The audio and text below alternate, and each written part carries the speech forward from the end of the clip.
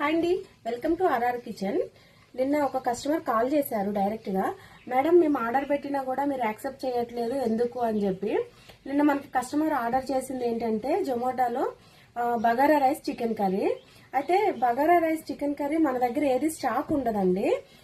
నాకు జొమాటోలో టైం ఇచ్చింది 20 minutes. 20 minutes లో ఏం వండుతాం చెప్పండి. చికెన్ కర్రీ అయితే ఓకే, 1 అవర్ ముందర చేసి పెడతాం, కానీ మిగతాది ఏ ఆర్డర్ వచ్చినా సరే అప్పటికప్పుడు చేయడానికే తప్ప మన దగ్గర స్టాక్ ఉండదండి.